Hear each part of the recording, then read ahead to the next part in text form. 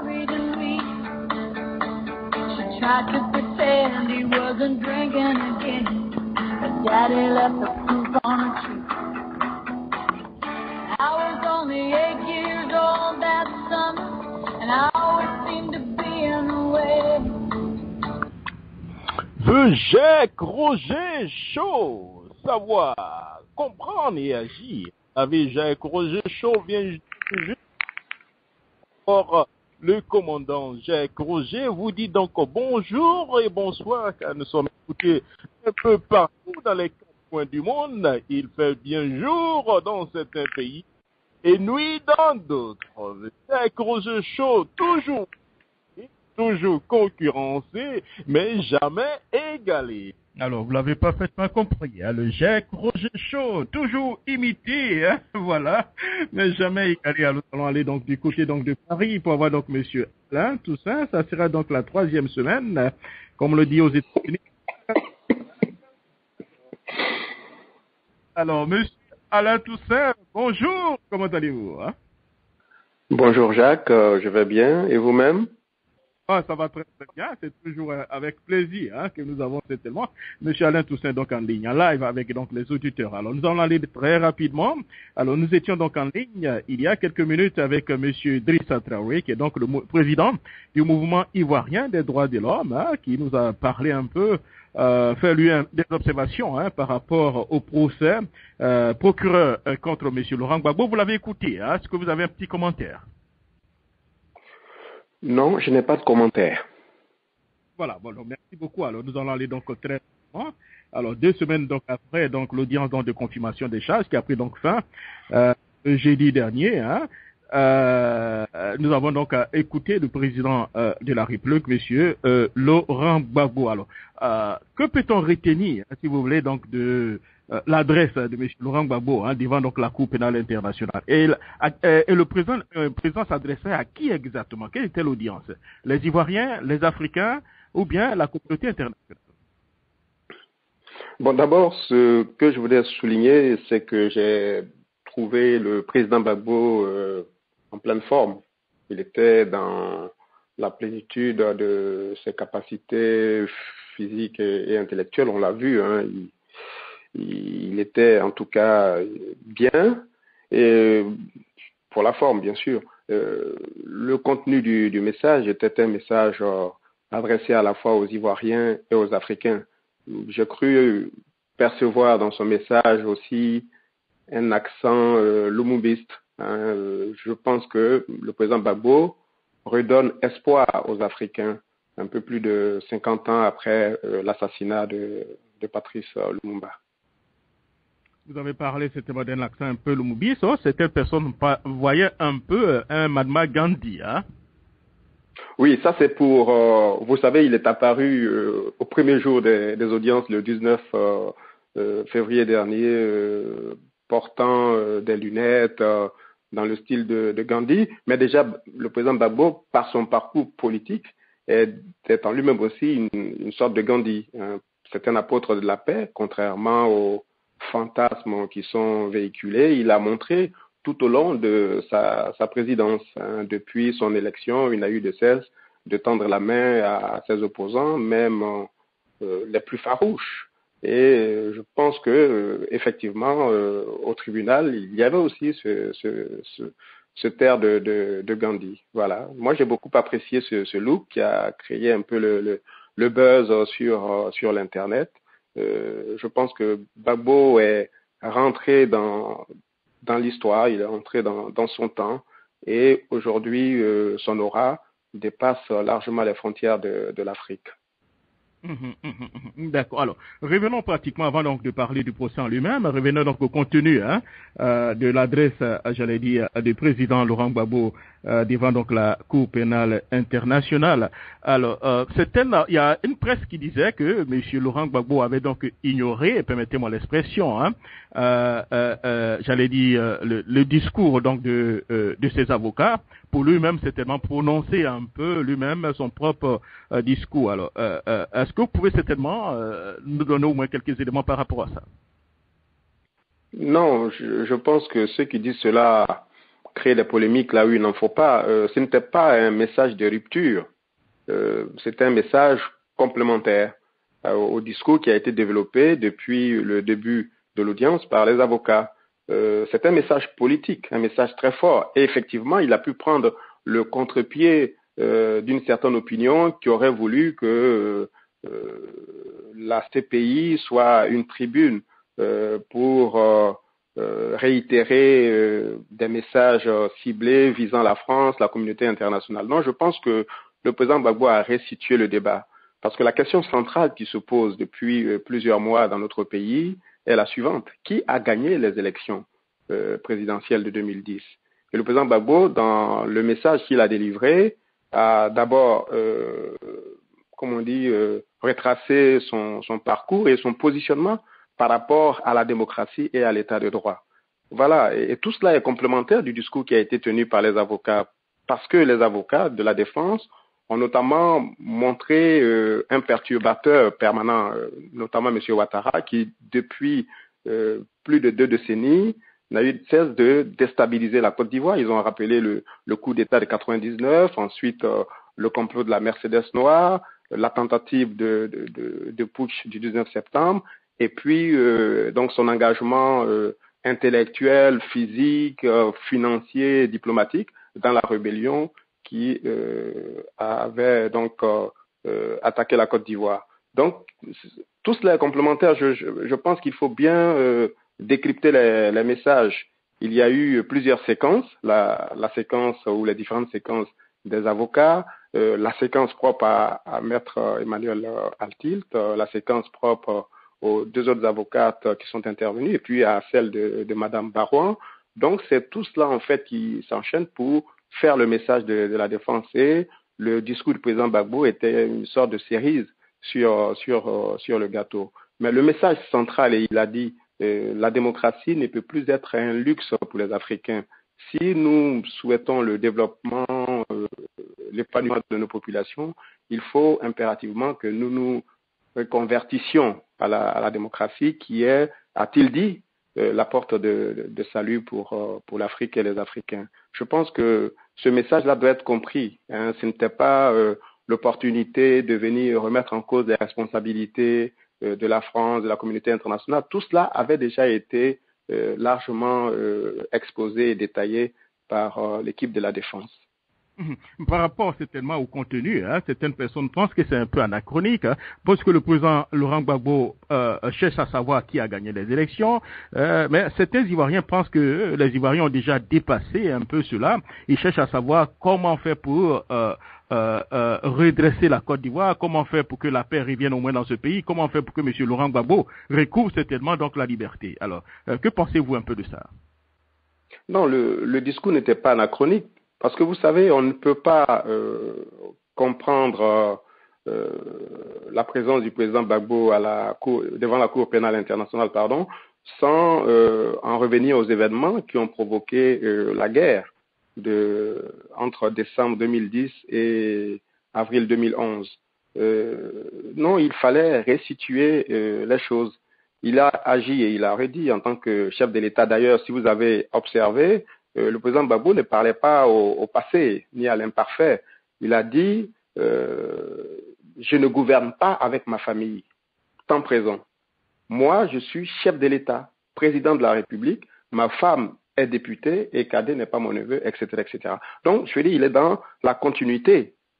Voilà, et je n'ai pas entendu quelqu'un dans l'assistance le contredire, dire non, mais vous ne l'êtes plus. Enfin, vous ne l'êtes plus. Donc, pour nous, c'est une question essentielle.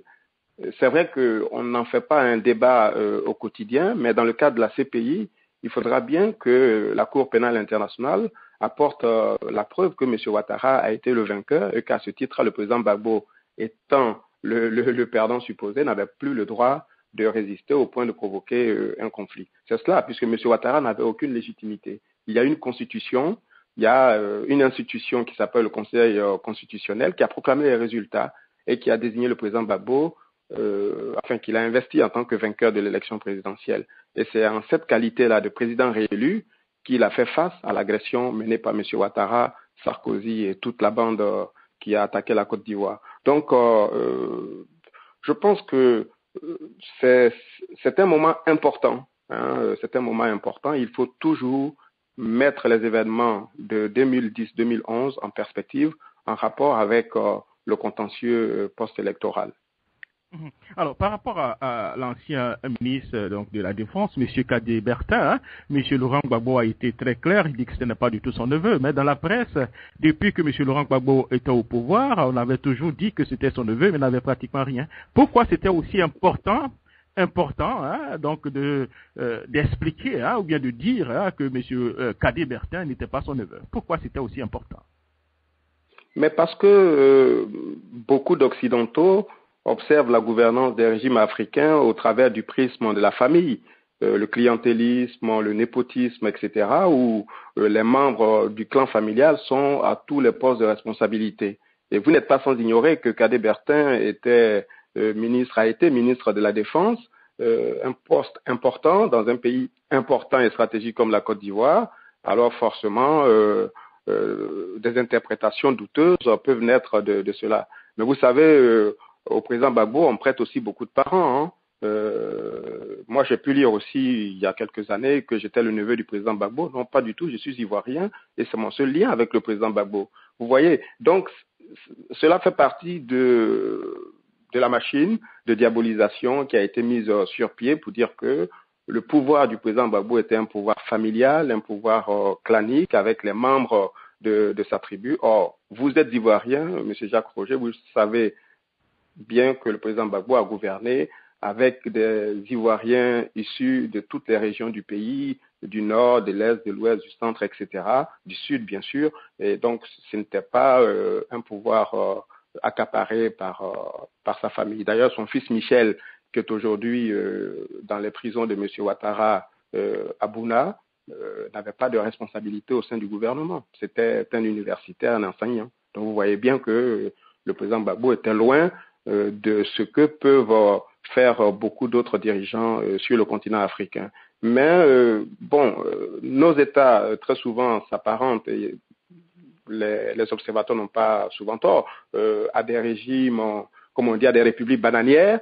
Et donc, vous voyez un peu ce genre d'interprétation. Mais il était important que cela soit noté parce que dans les rapports de l'accusation, le nom du ministre Kadé est apparu et donc le lien était facilement fait, comme s'il recevait des ordres d'un parent, d'un oncle qui est président de la République. Or, c'est absolument faux.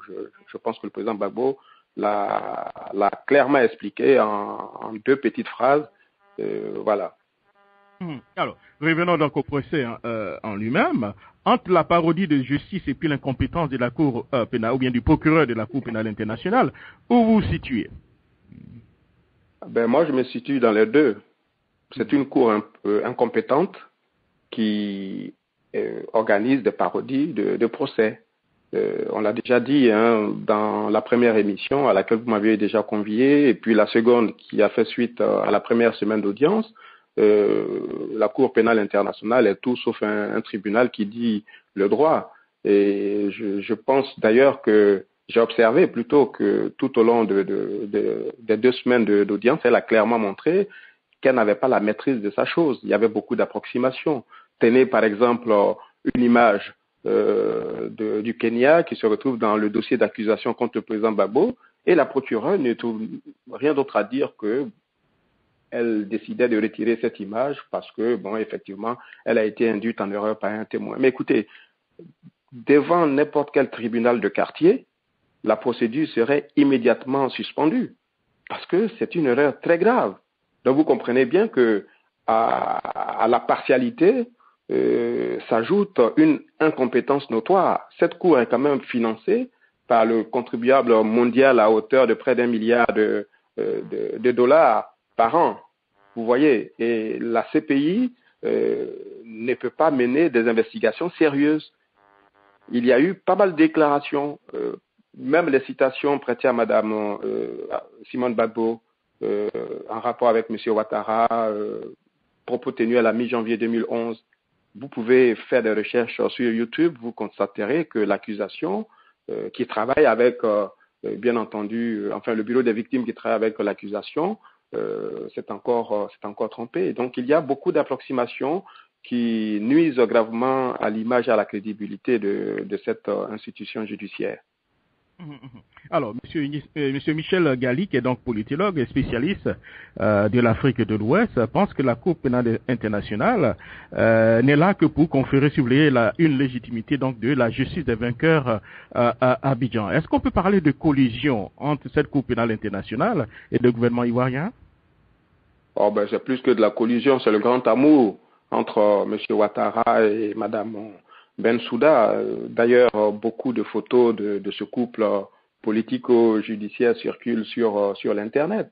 Ils ont de très très bonnes relations. M. Ouattara en avait également de très bonnes avec M. Ocampo. Vous imaginez un procureur qui poursuit et qui rencontre l'une des parties. Voilà. Et le mandat d'arrêt de la CPI contre le président Gbagbo a été remis à M. Ouattara début novembre à Paris. Lors d'une visite, M. Ocampo est venu un week-end à rencontrer M. Ouattara et lui remettre le document. Cela ne s'est jamais vu. Vous voyez. Et Mme Bensouda a rencontré également M. Soro, l'un des chefs de guerre de la rébellion. Donc cela montre bien qu'il y a plus qu'une collision. C'est une procédure concertée entre le pouvoir ivoirien et cette Cour pénale internationale qui, pour moi, a perdu toute crédibilité. Alors, revenons, si vous voulez, donc à la perception donc de la presse étrangère, surtout la presse européenne et particulièrement la presse française de l'audience de confirmation des charges. Nous savons que cette presse était très critique envers M. Laurent Gbagbo. Alors, aujourd'hui, où se situe exactement cette presse? Quelle est cette perception? Qu'est-ce qu'ils pensent réellement donc de ce qui se passe à la Cour pénale internationale? Alors, je pense qu'il faudrait poser la question aux journalistes eux-mêmes. Maintenant, moi, en tant que lecteur, effectivement, j'ai observé que quelques lignes avaient bougé, mais le crime a déjà été commis par leurs écrits mensongers et incendiaires contre le président Gbagbo. Un innocent est aujourd'hui privé de liberté derrière les barreaux de la Cour pénale internationale. Je crois que le diagnostic après coup, avoir bonne conscience, oui, effectivement, non. C'était une campagne d'intoxication, de diabolisation qui avait été mise en place par les gouvernements successifs de la France, je le dis bien, depuis l'ère Chirac jusqu'à M. Sarkozy, et des journalistes étant en mission, ceux de l'Express, de Libération, qui sont très connus, des gens que j'ai connus à Paris il y a quelques années, bon, mais qui font leur travail de journalistes qui ressemblaient plus à de la désinformation plus qu'autre chose. Je pense qu'il faudrait peut-être inviter ces journalistes très prochainement pour leur demander aujourd'hui le regard qu'ils portent sur la Côte d'Ivoire du démocrate Ouattara, qu'ils ont soutenu à bout de bras à travers des articles promotionnels, et le fait que le président Gbagbo se retrouve à la CPI. La presse française n'a jamais été une presse, je vais dire, objective. Je pense même qu'elle n'est pas professionnelle. Très souvent, les journalistes faisaient relire leurs copies par les commanditaires des articles. Nous sommes informés de toutes ces pratiques-là. Vous voyez, moi, je ne veux pas aujourd'hui être à leur côté en disant oui, effectivement, ils ont retrouvé leur sens. Donc, cette presse est devenue subitement professionnelle. Il y a eu beaucoup de mensonges, beaucoup d'écrits mensongers dans leurs journaux qui étaient aux ordres de la diplomatie française dans le seul et unique but de détruire un pouvoir, d'atteindre un peuple qui s'appelle le peuple ivoirien, et pour placer M. Ouattara à la tête de notre pays. Et ce travail de promotion de M. Ouattara dans les médias français, principalement via l'agence de presse l'AFP, a commencé depuis une vingtaine d'années. Vous voyez, le charnier de Yopougon, où ce sont les journalistes de RFI et de l'AFP qui annonçaient en premier la nouvelle, jusqu'au bombardement, entre guillemets, supposé des femmes d'Abobo, où là encore, ce sont des journalistes des médias français qui informent le gouvernement ivoirien, notamment le ministre de la Défense ou le ministre de l'Intérieur, sur des événements supposés à Abobo. Donc moi, j'en connais un certain nombre. Il est vrai que beaucoup m'ont confié avoir effectivement compris ce qui se passait en Côte d'Ivoire, voilà, ce qui s'est passé, mais je pense que c'est un peu court, ce n'est pas suffisant. On commet un crime et il faut assumer. Ils n'ont pas été professionnels. Pour moi, c'est une presse qui s'est totalement discréditée, tout comme la diplomatie française qui a servi de canal de communication, de promotion à la rébellion depuis septembre 2002. Ces gens ont fait beaucoup de mal à la Côte d'Ivoire.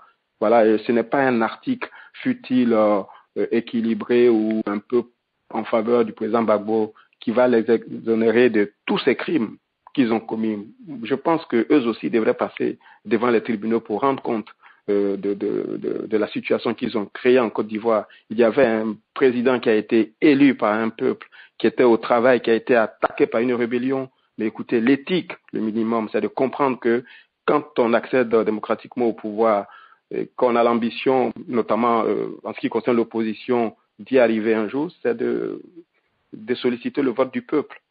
On ne peut pas comprendre que des journalistes trouvent des excuses à une rébellion. Enfin, moi, j'ai beaucoup de mal parce que il se trouve qu'un journaliste est avant tout un intellectuel. Mais bon, il y a aussi des imposteurs dans toutes les professions. Donc, peut-être que certains n'avaient pas toute la capacité intellectuelle d'appréhender la situation en Côte d'Ivoire parce qu'il y a un vrai problème. Moi, j'ai vu des articles dithyrambiques sur M. Soro, sur M. Ouattara, où des gens faisaient l'apologie de la rébellion, alors qu'ici, un article en faveur même de Ben Laden ou de petits mouvements djihadistes vous vaut une convocation devant le procureur de la République. 2 poids, 2 mesures, parce que l'Afrique est un continent sans normes, sans éthique, et des journalistes peuvent écrire tout ce qu'ils veulent pour encenser des terroristes, pour encenser des rebelles qui ont assassiné, pillé, violé des femmes, mais tout cela, ça s'appelle des révolutionnaires. Donc, moi, je pense que 10 000 articles ne les exonèrent pas des crimes qu'ils ont fait commettre et qu'ils ont cachés en Côte d'Ivoire, parce que beaucoup étaient informés de ce qui se passait dans le nord du pays. Les journalistes reporters de RFI ont fermé les yeux sur ces crimes-là. Beaucoup d'envoyés spéciaux des chaînes internationales étaient informés des massacres, des atteintes graves aux droits de l'homme, vous voyez. Bon, tout cela, c'est le passé. Mais comme vous me posez la question, je me permets de revenir là-dessus pour dire que moi, je ne lis pas la presse française dans tous les cas. Je ne lis pas la presse française. J'estime qu'elle a été corrompue, achetée par M. Ouattara. Elle est au service des intérêts de la France. Ce n'est pas une presse indépendante. Alors, d'accord, voilà. Alors, donc, revenons, vous avez parlé donc de la diplomatie française. Avec donc l'avènement donc de M. François Hollande, est-ce que vous pensez que les choses ont un peu changé? Est-ce que c'est un plus pour le camp M. Laurent Gbagbo? Non, ce n'est ni plus ni un plus ni un moins. Dans tous les cas, sur le dossier Michel Gbagbo, vous aurez observé le silence de la diplomatie française. Voilà un citoyen français qui est emprisonné par M. Ouattara et la France n'estime pas utile de demander sa libération à M. Ouattara. Le chef de la diplomatie française lui-même, M. Fabius, a écrit à la maman de Michel Gbagbo pour indiquer que Michel était détenu selon les normes locales, c'est-à-dire la torture, les piqûres de scorpions ou de serpents, la sous-alimentation ou bien la malnutrition. Tout cela faisait partie des normes locales et que le gouvernement français ne pouvait pas intervenir. Bon, je trouve que tout cela est malheureux. Moi, je suis un homme de gauche. Bon, j'ai milité longtemps dans les mouvements socialistes, communistes et autres. Effectivement, l'arrivée de M. Hollande avait suscité beaucoup d'espoir et nous avons pensé que, avec son arrivée, la France aurait eu un regard bienveillant sur la situation du président Gbagbo, parce que c'est cela qui nous préoccupe. Le changement en Côte d'Ivoire ne peut venir que par nous. Ce n'est pas la France qui doit opérer les changements chez nous. Donc, moi, sur le changement de gouvernement en Côte d'Ivoire, et cela est d'ailleurs inéluctable, ça va arriver, M. Ouattara s'en ira. Je pense qu'il appartient aux Ivoiriens de se battre pour permettre l'alternance dans notre pays. Maintenant, sur des questions internationales, puisque la France est membre du Conseil de sécurité, membre permanent, nous estimons que c'est ce Conseil de sécurité qui peut décider du sort du président Gbagbo. Et c'est en cela que nous avions, en tout cas moi personnellement, j'avais fondé quelques espoirs sur M. Hollande. Donc nous attendons de voir. Parce qu'un innocent est en prison. Jacques, au moment où je vous parle, le président Gbagbo est en prison. Il était chef de l'État. on le poursuit devant une juridiction pour 4 faits qui ont été rappelés et pour lesquels la défense a montré qu'il s'agissait de faits qui n'engageaient pas la responsabilité du président Gbagbo, ni responsable, ni coupable. Donc il faut que les autorités françaises comprennent cela. Il suffit, bon, c'est une manière de parler, voilà, que ces autorités disent qu'au nom de la paix, au nom de la réconciliation, au nom de la stabilité de la Côte d'Ivoire, le président Gbagbo doit recouvrer la liberté pour que les choses se fassent.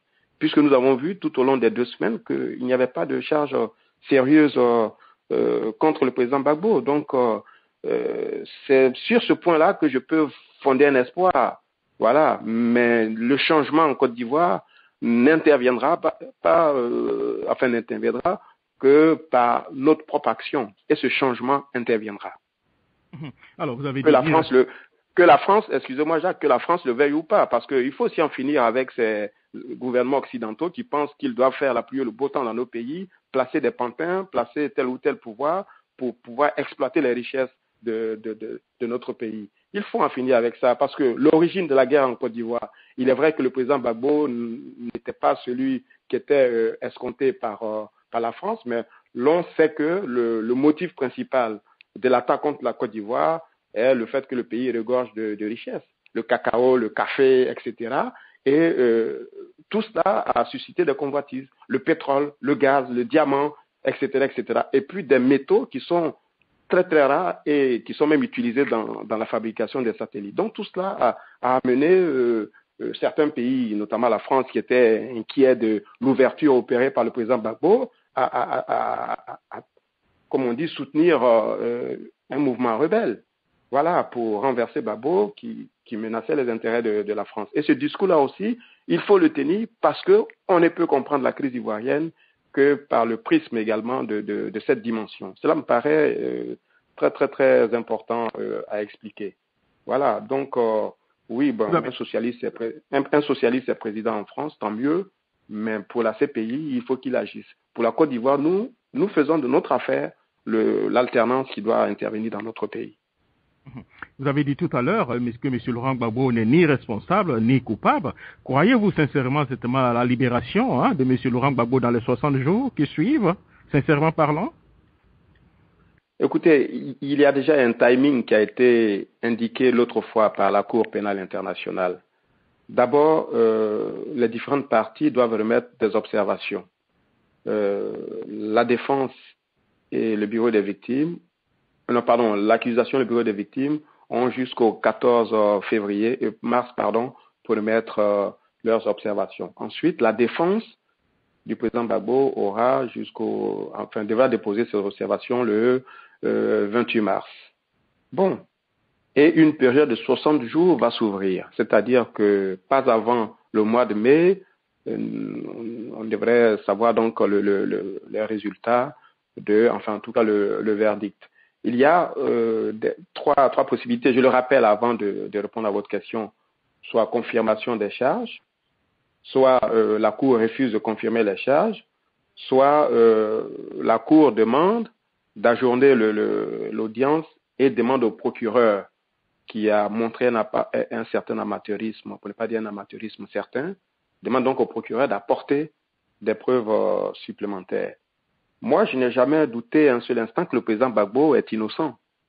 Et la place d'un innocent n'est pas en prison. Et compte tenu de ce raisonnement, je souhaite et j'espère qu'il sera libéré.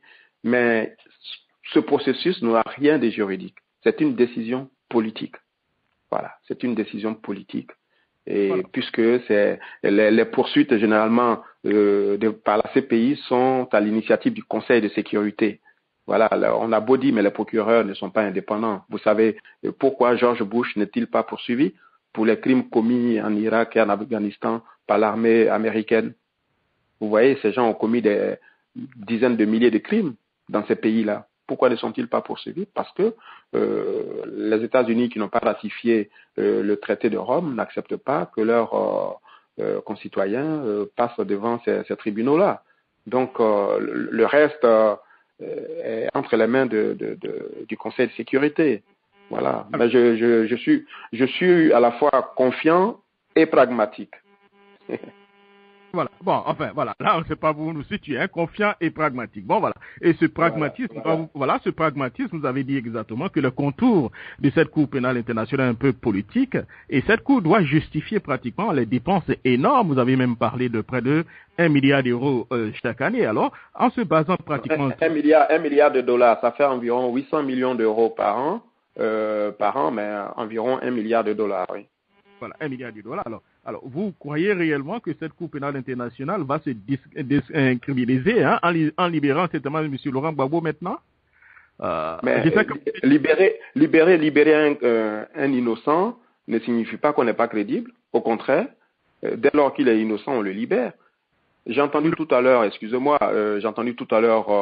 le frère Drissa Traoré parler. J'ai bien apprécié son exposé. C'est un défenseur des droits de l'homme. Mais on ne peut pas dire qu'on donne l'exemple en condamnant un innocent. Ce n'est pas parce qu'on veut lutter contre l'impunité qu'il faut condamner un innocent. Ce serait trop facile.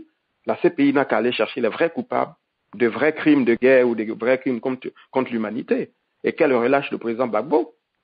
C'est aussi simple que cela. Vous imaginez, non, il est innocent, mais on va le condamner parce qu'il faut que nous donnions l'exemple. C'est cela la parodie de justice. Oui, mais dans une telle situation, pour justifier quand même les dépenses, hein, ne serait-ce qu'en renvoyer pratiquement un peu tout ça à un procès, hein, peut-être que ça sera peut-être mieux pour cette Cour pénale internationale. Vous ne voyez pas la chose comme ça? Même s'ils croient que c'est tellement... Oui, allez-y. Oui, peut-être mieux pour la CPI, mais pas mieux pour le président Gbagbo, ni pour les Ivoiriens et la Côte d'Ivoire et les Africains. Je l'ai déjà dit, on ne condamne pas... c'est pas une condamnation de principe là-bas. Je veux dire, vous condamnez quand vous avez des faits, des preuves qui sont étayées. Or, la CPI n'a pas été en mesure pour les quatre événements qui ont été relevés, n'a pas été en mesure d'apporter la preuve que le président Gbagbo était le donneur d'ordre et qu'il était l'acteur, etc., etc. Donc, on ne condamne pas quelqu'un parce qu'on doit justifier un budget. C'est trop facile. Attendez, à ce stade-là, on ne prive pas quelqu'un de liberté parce qu'il faut qu'on obtienne le renouvellement des budgets. Ils n'ont même pas déjà été capables de mener une enquête sérieuse. On dit des obus ou un obus a été lancé sur un marché, mais la défense l'a montré. La trajectoire de l'obus fait qu'il faudrait un minimum de 1 kilomètre du lieu d'où l'obus a été lancé au point d'impact. Or, il y avait à peine 100 mètres entre le point supposé de départ et le point d'arrivée. Donc, il faut être sérieux. Voilà, que la CPI aille chercher les vrais criminels ailleurs, mais qu'elle relâche le président Gbagbo. Vraiment, excusez-moi Jacques de le dire comme ça, mais ça suffit. Écoutez, tout le monde sait ce qui s'est passé en Côte d'Ivoire. Nous le savons. Nous le savons. Et moi, je ne suis pas pour le partage des cellules. Hein. Je veux dire, si des Ivoiriens ont commis des crimes, qu'on les poursuive devant les tribunaux ivoiriens. Voilà, que même des adversaires politiques à la CPI, franchement, c'est pas ma motivation principale. Mais que le président Gbagbo soit libéré. Voilà, et que la CPI trouve d'autres justifications à son train de vie dispendieux. Alors, pendant ce procès, hein, le cas M. Laurent Gbagbo a eu quand même un peu de la kéké bénie. Hein. Je fais allusion certainement donc, à la publication donc, du rapport d'Amnesty International. Alors, comment expliquez-vous un peu ce silence donc, de la communauté internationale et surtout donc, des Ivoiriens par rapport certainement aux faits, j'allais dire, des faits, j'allais dire, assez graves actuellement en Côte d'Ivoire?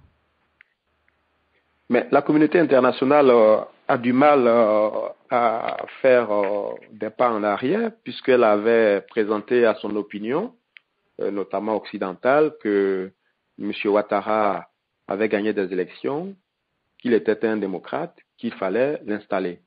Et cette communauté internationale, qui se résume à 3-4 pays occidentaux, qui ont instrumentalisé le Conseil de sécurité, a fait la guerre au président Gbagbo pour installer M. Ouattara, qui, bien entendu, n'a pas attendu la crise post-électorale pour commencer à commettre des crimes.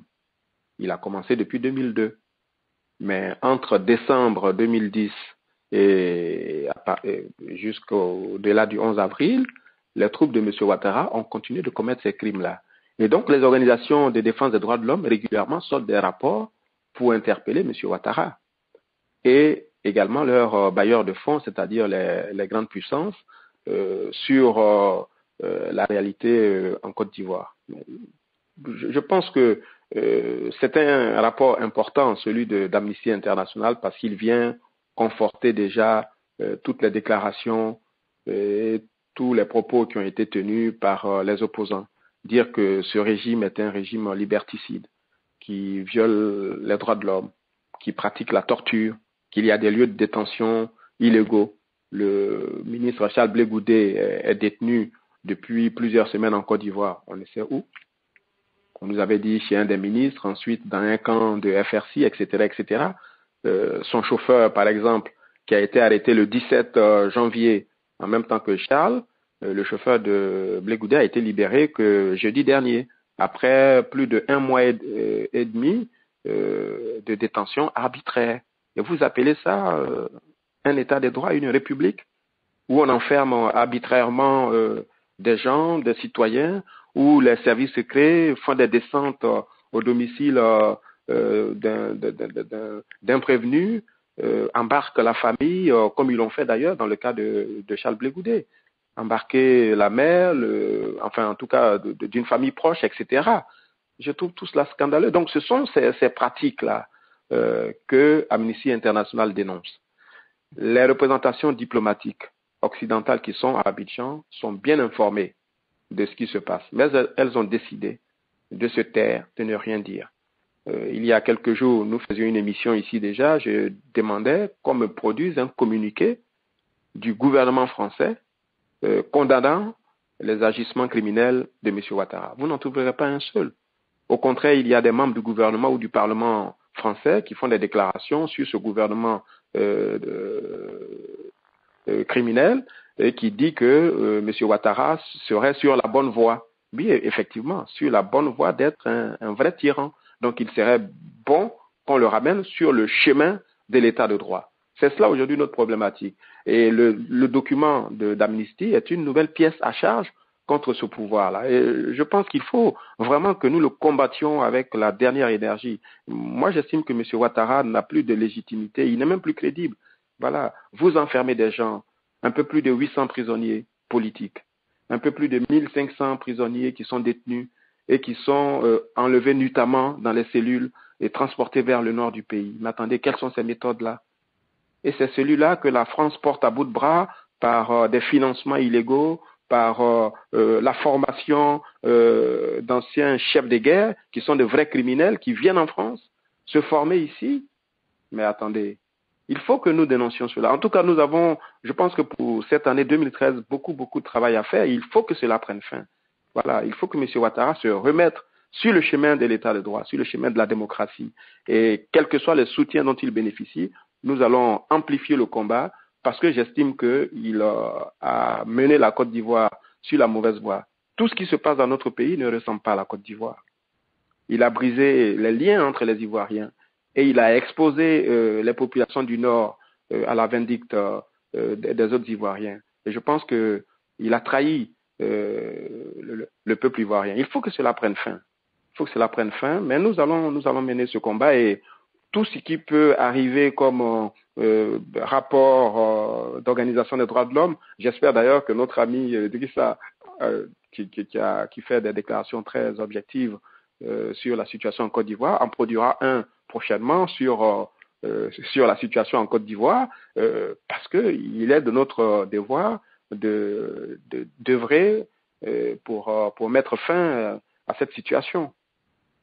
D'accord. Alors, merci beaucoup, Monsieur Alain Toussaint. Nous allons prendre quelques réactions donc des auditeurs et puis des frères du panel. Alors, je vais directement aller donc du côté de l'État de Maryland avec l'écrivain Monsieur Laurent Agueyi. Allez-y, pour votre question, Monsieur Agueyi.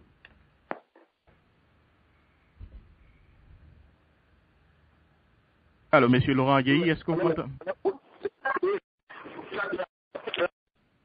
Alors, je pense qu'il y a un peu de bruit autour de vous. Je vais aller du côté, je ne sais pas si c'est le docteur Mouketou. Le numéro ne s'affiche pas, c'est le docteur Mouketou depuis Paris. Allô? Oui, bonjour, monsieur Jacques Roger. Je suis hors de la France, en vacances. À Varsovie, bien sûr. À Varsovie, voilà. Ok, d'accord. Alors, docteur Mouketou, vous avez donc monsieur Alain Toussaint en ligne. Allez-y pour vos deux questions. Merci, Monsieur Jacques Roger. Je voudrais d'abord saluer ce grand patriote africain qu'on appelle Monsieur Toussaint. C'est un homme de la paix, un grand démocrate qui se bat pour les droits de l'homme en Afrique, la vérité surtout démocratique en Afrique. Monsieur Toussaint, je vais vous poser deux questions essentielles. Nous savons tous dans le monde que depuis le 11 avril 2011, que votre pays, qu'on appelle la Côte d'Ivoire, est dirigé par une posture républicaine. Nous sommes également au courant que le pouvoir qui sévit en Côte d'Ivoire est un pouvoir ethnocentriste à visée hégémonique. On parle des violations des droits de l'homme, on parle de l'insécurité généralisée, on parle aussi du génocide, du surendettement, etc. Face à tout cela, que doivent vraiment faire les Ivoiriens? Ça, c'est la première question. Deuxième question. Vous avez parlé du pouvoir français, du nouveau pouvoir français. Et vous avez dit que la politique française n'a pas changé. Je suis bien d'accord avec vous. Mais pour ce qui me concerne, homme de gauche comme vous, et plus précisément socialiste, je pense qu'il y a eu quand même des modifications, sauf si vous voulez encore dire le contraire. Je vais prendre un exemple. Vous savez que le vendredi 23 novembre 2012, il y a eu une importante délégation du Front populaire ivoirien qui a été reçue. Et je pense, sauf si je me trompe, que cette délégation a été conduite par M. Sylvain Miaka. C'est bien ça. Alors, est-ce que vous ne pensez pas que, au lieu de rester dans la victimisation, le moment est venu de faire du lobbying pour que la nouvelle génération, les nouveaux hommes politiques de votre Trump puissent prendre le relais. La relève, c'est qu'on appelle la relève, pour enfin gérer ce pays qui est en train de sombrer depuis l'arrivée des Dozo à la tête de ce pays. Donc, je préfère m'arrêter là puisqu'il y a d'autres personnes qui veulent poser des questions. Bien, merci. Jacques, je peux répondre au docteur? Allez-y, monsieur Toussaint, allez-y. Merci beaucoup aux frères et bon séjour à Varsovie. Sur la première question, que doivent faire les Ivoiriens? D'abord, c'est résister. C'est ce que nous faisons depuis le 19 septembre 2002 et plus encore depuis le 11 avril 2011. Résister parce que c'est notre devoir de dire non à cette imposture que vous qualifiez d'imposture républicaine, de résister à ce pouvoir qui s'est lancé dans une science de rattrapage au profit des populations du Nord, qui, elles aussi, souffrent de la mauvaise gouvernance de M. Ouattara, résister contre cette mauvaise gouvernance. C'est ce que nous faisons. Nous nous organisons. Je pense que le devoir de l'opposition, et c'est d'ailleurs dans la droite ligne de la philosophie du président Gbagbo, c'est de faire en sorte que la Côte d'Ivoire retombe sur ses deux pieds démocratiquement. Voilà, qu'il y ait un vrai pouvoir qui soit démocratique, qui ait le souci du pays, des habitants, des Ivoiriens.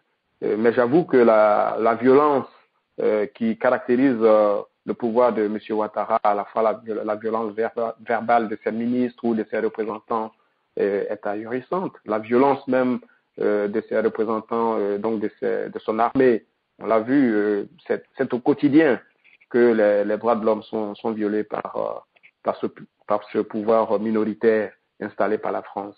Donc, que faire? C'est résister. C'est ce que font les Ivoiriens ici en Europe. C'est ce que d'autres font en Côte d'Ivoire. L'opposition est très, très active, même si elle est privée de empêché de manifester régulièrement par M. Ouattara parce que il sait que chaque manifestation est l'occasion de se compter, comme on dit, et de voir donc une démonstration de force.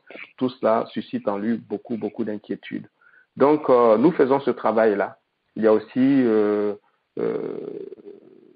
des exilés qui sont au Ghana, qui observent, qui agissent aussi, voilà, un peu partout dans la sous-région. Nous sommes préoccupés par la situation en Côte d'Ivoire et nous nous organisons pour que le pays retrouve ses valeurs démocratiques et M. Ouattara doit impérativement se mettre sur le chemin de l'état de droit.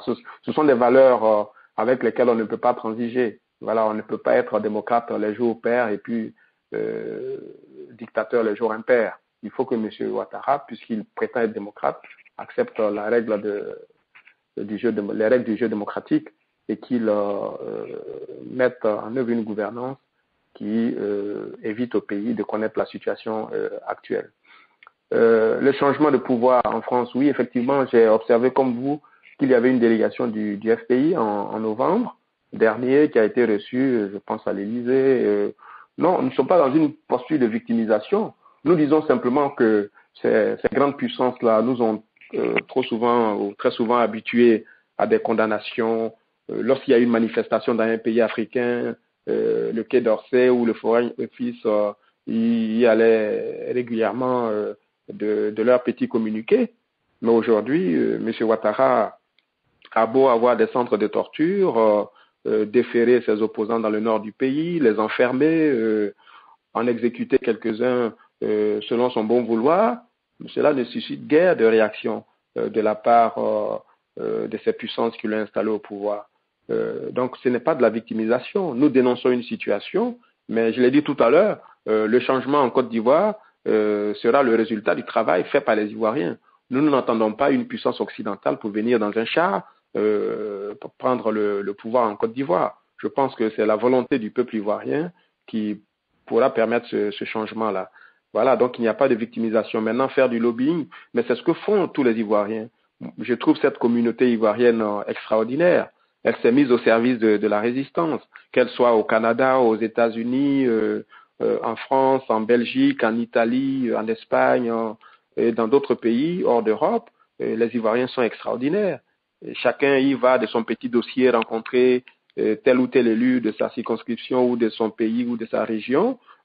C'est ce travail-là qui est en cours. Et je peux vous assurer que, effectivement, tout comme les journalistes, beaucoup d'hommes politiques affirment aujourd'hui s'être trompés. Bon, mais le lait est déjà versé. Qu'est-ce qu'on fait? Voilà. Simplement, on reprend des forces pour pouvoir repartir vers de nouvelles conquêtes démocratiques. Donc, ce travail-là est fait et la relève est déjà là. Si vous avez lu dans la presse ivoirienne les jeunes du Front populaire ivoirien, il y a des jeunes d'autres organisations politiques, il y a les jeunes du COGEP, il y a le COGEP lui-même qui est un nouveau venu sur la scène politique ivoirienne, en tout cas en tant que formation politique. Je pense que la relève est là. Il faut simplement que l'environnement soit un environnement démocratique, que nous quittions le clash armé pour des clashs même verbaux, c'est-à-dire le débat démocratique. Il faut que la Côte d'Ivoire assume ce destin démocratique parce qu'elle ne peut pas s'y dérober. Et M. Ouattara a beau tout faire, il n'a pas d'autre choix que de lâcher du lest, pour que ce pays enfin puisse vivre pleinement la démocratie, puisque c'est le travail du président Gbagbo pendant une trentaine d'années qui a permis qu'en 92, M. Houphouët et M. Ouattara, acceptent enfin le multipartisme. Donc ce destin-là, nous l'assumons et nous nous battons pour que notre pays recouvre ses couleurs démocratiques. Merci beaucoup, Dr Mouketou. Je reviendrai à vous tout à l'heure. Alors, je vais aller écouter donc de l'État de Maryland avec Mme Nyoan. Madame Nyoan, allez-y pour vos deux questions. Bonsoir Jacques, bonsoir cher Alain Toussaint. Je n'aurai pas deux questions, mais une seule aujourd'hui. M. Toussaint disait tout à l'heure que Ouattara doit partir et que ce sont les Ivoiriens qui le feront partir et non pas la communauté internationale. Je voudrais savoir comment cette action est organisée, puisque je vois que du côté de nombreux mouvements de résistance, de ceci et cela, il y a des groupes parcellaires. Est-ce que vous avez l'optique de regrouper tous ces mouvements? Il vient de parler du COGEP qui s'est transformé en mouvement politique. Lui-même, Alain, il a sa coalition Côte d'Ivoire qui est un parti politique. On voit les cris panafricains de l'autre côté. Alors, tout ça, hein, n'êtes-vous pas en train de disperser les énergies plutôt que de les transformer en synergie en regroupant tous ces mouvements qui passent pour constituer une force révolutionnaire assez forte avec d'autres jeunes qui ne sont peut-être pas d'obédience gauchisante pour faire un mouvement qui puisse créer une force politique pour s'imposer sur le terrain demain. Voilà ma question à M. Alain Toussaint. Parce que depuis que Gbagbo a été arrêté, moi je constate qu'il y a une myriade de petits groupuscules de machins. Hein, chacun fait son travail dans son coin. C'est pas comme ça que la Côte d'Ivoire sortira de cette invasion armée qui est en face de tous les Ivoiriens et non pas seulement des gens de Gbagbo. Et donc, il faudrait que de votre côté là-bas, du côté du FPI, vous réfléchissiez à vous mettre ensemble et à chercher à voir avec tous les Ivoiriens et puis de liberté et de démocratie pour voir comment nous pouvons réfléchir à notre pays. Comment vous concevez donc le départ de Ouattara avec ce mouvement État que vous êtes en train de créer autour de Gbagbo là-bas? Voilà ma question. Monsieur Alain Toussaint. Merci beaucoup à Madame Yoa qui a toujours des questions pertinentes, comme l'ensemble de vos intervenants. D'abord, une précision. Côte d'Ivoire Coalition n'est pas un parti politique. Côte d'Ivoire Coalition est un groupe de pression. C'est-à-dire que nous finançons des actions qui visent à sensibiliser les décideurs politiques, économiques et les leaders d'opinion sur la situation en Côte d'Ivoire. Lorsque je vais à Moscou rencontrer les autorités de ce pays, c'est pour parler de la situation en Côte d'Ivoire en tant que président, bon, bien sûr, ex-collaborateur du président Gbagbo, mais c'est une mission de Côte d'Ivoire Coalition. Parler de la Côte d'Ivoire, ce n'est pas en tant que chef de parti. Lorsque mon ami Topla sillonne les États-Unis ou rencontre des congressmen ou rencontre des autorités, etc., c'est un groupe de pression. Et notre travail vient compléter les actions qui peuvent être mises en place par les partis politiques reconnus comme tels. Donc, il n'y a vraiment pas de confusion de notre côté. Maintenant, sur l'optique de regrouper les mouvements et autres, moi, sincèrement, ce débat ne m'a jamais intéressé parce que j'ai observé que les tentatives de regroupement qui avaient été opérées en France ou ailleurs avaient toutes échoué. Donc, vraiment, je n'ai pas cette énergie pour cette action-là. Bien sûr, unité, c'est la force. Un mouvement unitaire, c'est encore une plus grande force. Mais je n'ai pas cette énergie-là. Je pense que nous avons beaucoup de challenges déjà avec Côte d'Ivoire Coalition par rapport au travail politique, au travail diplomatique qui est fait. Vous savez, M. Ouattara a des ambassadeurs partout qui ont des moyens, qui peuvent aller rencontrer les autorités et raconter un peu leur version de l'histoire. Et si l'opposition n'a pas des représentants à même de faire le même travail, ce sera peine perdue. Et pour le moment, c'est ce travail-là que Côte d'Ivoire Coalition s'est engagée à faire et depuis un peu plus de 2 ans maintenant. Donc, oui, regrouper ces mouvements, je pense que c'est bien. J'ai reçu il y a 1 ou 2 semaines un mail qui évoquait un projet de regroupement de mouvements dits patriotiques. Tant mieux, c'est une bonne idée. Moi, je souhaite bonne chance à ceux qui ont ces projets-là. Ça me paraît louable comme initiative. On ne peut que espérer la réalisation de ce type de projet. Maintenant, sur le départ de Ouattara, vous savez que nous sommes des démocrates. Et M. Ouattara, quand il s'est auto-investi, a indiqué qu'il avait été désigné par la communauté internationale pour un mandat de 5 ans. Bon, voilà. Donc il y a des échéances auxquelles il faut songer. Et je le dis sincèrement parce que quand on parle d'élections en Côte d'Ivoire sous M. Ouattara, tout de suite les gens s'énervent, ça les irrite, etc. Mais il faut aussi déjà que nous nous préparions à toutes ces échéances-là, à la condition que le travail qui doit être fait soit engagé par ce pouvoir-là. J'ai reçu copie du mémo du FPI il y a quelques semaines concernant les revendications qui sont tout à fait légitimes. La dissolution de la CEI, dont la mission devait s'arrêter aux élections législatives de 2011, mais qui continue encore d'organiser des élections. Donc il faut une nouvelle CEI, il faut revoir les listes électorales, il faut que le désarmement puisse être fait effectivement, etc., etc., que le financement des partis politiques ne reste plus comme on dit, une vue de l'esprit, mais il faut que effectivement les partis politiques soient financés comme il était du temps du président Gbagbo. Donc, il y a ces choses-là, et nous devons amener ce pouvoir minoritaire à accepter les règles du jeu démocratique. Je l'ai déjà dit lors de la première émission, M. Ouattara ne peut pas empêcher à la Côte d'Ivoire de connaître ce grand destin démocratique, d'être un pays démocratique, parce que quand on est une puissance économique, il faut certes avoir aussi une puissance militaire, mais il faut qu'il y ait un environnement démocratique qui fonctionne et que ceux qui doivent être au pouvoir pour gérer les affaires publiques puissent être au pouvoir et non pas un groupe d'imposteurs imposé par la communauté internationale. Donc, Madame Magnoa, moi, de mon point de vue, il n'y a pas d'autre arme que l'arme démocratique pour faire partie, M. Ouattara, du pouvoir.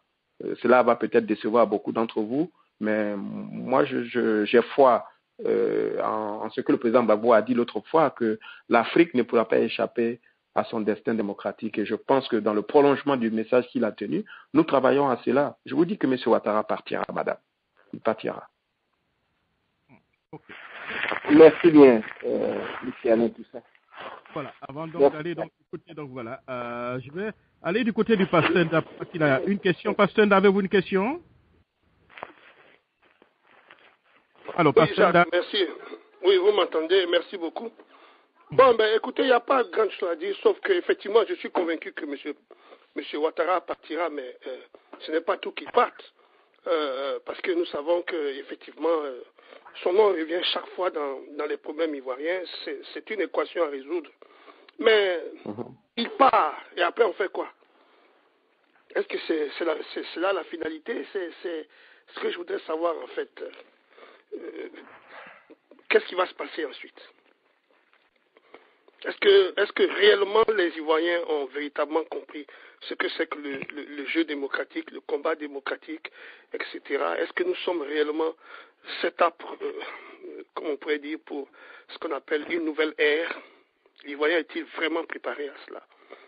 À l'unité mal dans la diversité,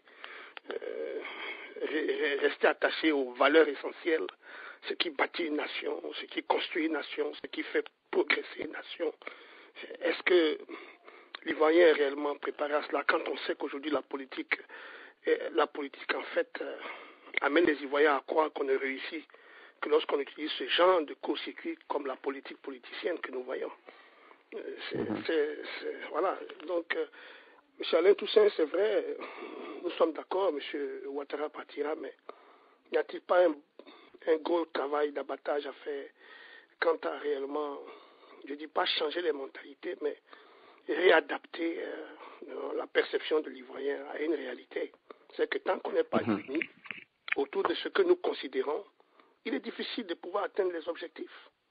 Et je crois que ce qui s'est passé, en fait, démontre effectivement que si on avait été unis, les gens n'auraient pas pu pénétrer véritablement ce qu'on appelle le rideau ivoirien. Ça aurait été difficile. Ça aurait été difficile.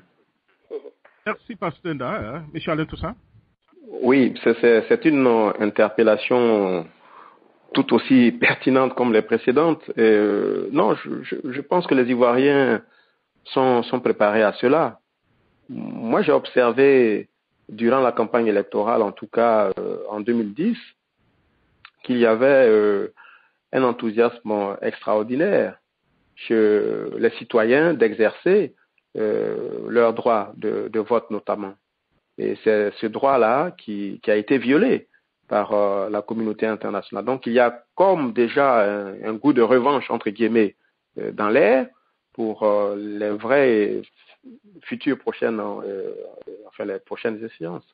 L'Ivoirien est préparé à cela parce que le multipartisme est une conquête démocratique pour laquelle des dizaines des nôtres ont été, pour ne pas dire des centaines, voire des milliers, jetés en prison. D'abord avant les indépendances. Il fallait se battre contre le colonisateur, se battre pour les indépendances. Et ensuite, durant les années Houphouët, se battre pour que le multipartisme, qui était dans les textes déjà fondateurs de l'État ivoirien, soit effectif. Donc, il faut que ce travail-là se poursuive. L'Ivoirien est-il préparé à cela? C'est demander si l'Ivoirien est mûr pour la démocratie. Je pense que les mentalités sont prêtes. Il faut que nous avancions pour bâtir cette nation dont vous parlez. S'il n'y a pas de démocratie, il n'y aura pas de développement. Voilà, je pense que la clé, là aussi, j'en viens au discours du président Gbagbo. Voilà, que hors de la démocratie, point de salut pour les peuples africains. Donc, oui, nous sommes prêts. En tout cas, les jeunes que j'observe sur le terrain, ma génération également, et puis nos aînés également, qui sont toujours aussi actifs et engagés pour que ce pays soit un pays démocratique. Donc, nous sommes prêts, et je pense que Pasteur Nida également est prêt pour cette aventure démocratique. Voilà. Donc, je ne donnerai pas de détails, mais je dis simplement que depuis longtemps, l'Ivoirien est prêt. L'Ivoirien est prêt. Voilà. Mais simplement, le destin de notre nation est entre nos mains. Voilà, est entre nos mains. Et je pense que, comme le président Gbagbo l'a toujours pensé, il ne faut pas compter sur l'extérieur. C'est aux Ivoiriens de trouver les solutions aux équations qui s'opposent à eux. C'est à nous de trouver nos propres alternatives. Voilà, on veut la démocratie, donc nous travaillons à réinstaurer la démocratie en Côte d'Ivoire. Que va-t-il falloir faire alors? Que va-t-il falloir faire? Intensifier les rencontres, intensifier les conférences. Il faut travailler, c'est tout. C'est le travail qui est fait par l'opposition en Côte d'Ivoire. C'est le travail que vous faites aux États-Unis. C'est celui que font d'autres Ivoiriens et nos frères africains partout où ils peuvent, parce que l'ambition démocratique n'est pas exclusive à la Côte d'Ivoire, où ce destin démocratique n'est pas exclusif à la Côte d'Ivoire. C'est une volonté africaine.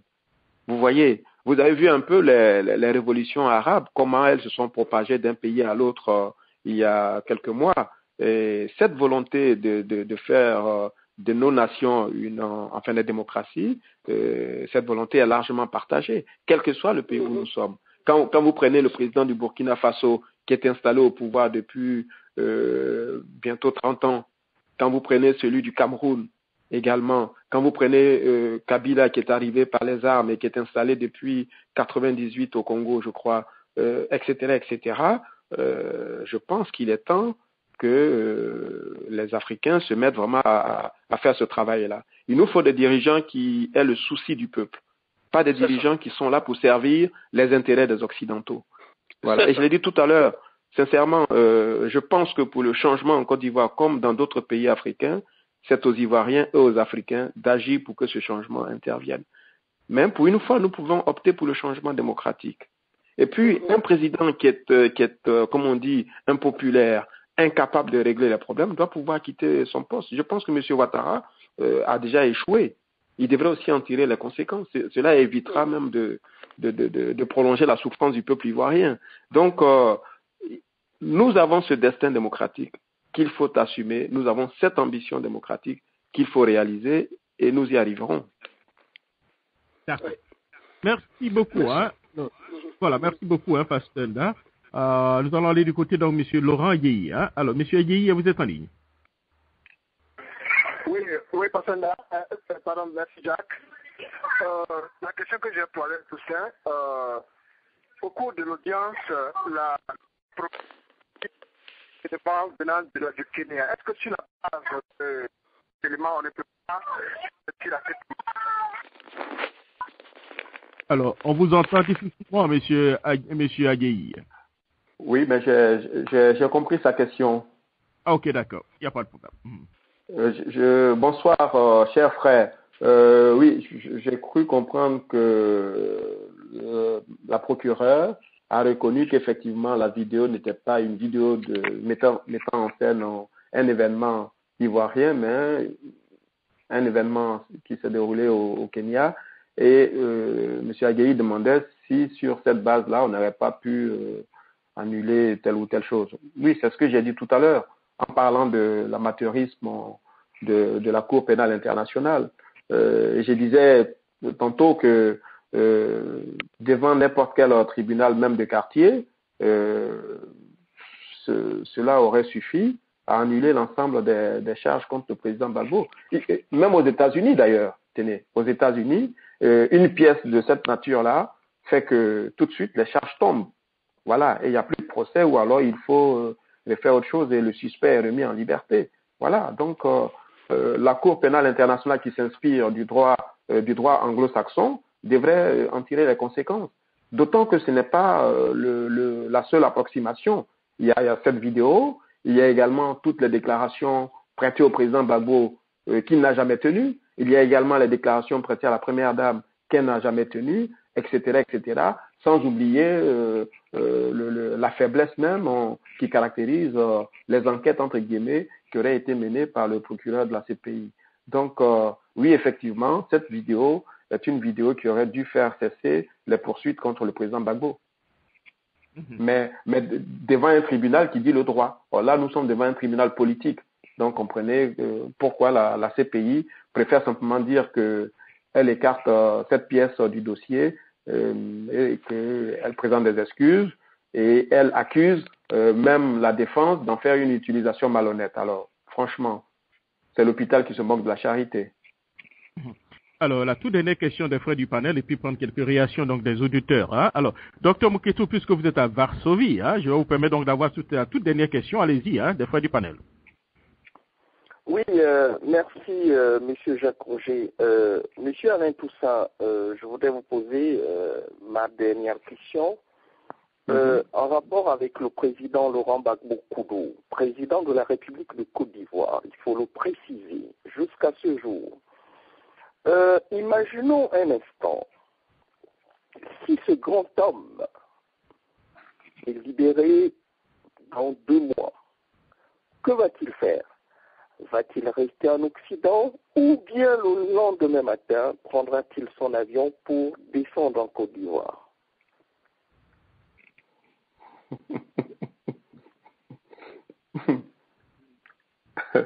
Ouais. C'est une question Docteur.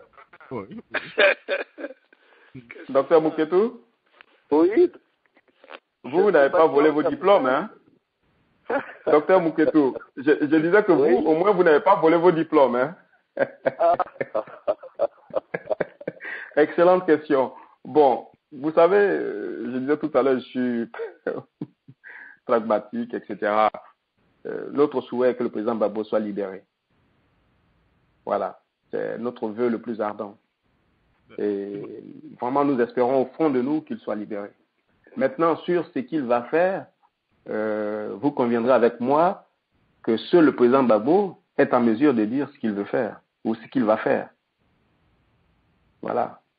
Mais je peux déjà vous dire que sa libération apportera beaucoup de choses à notre pays et à l'Afrique. Ce sera une victoire formidable pour l'Afrique et les Africains.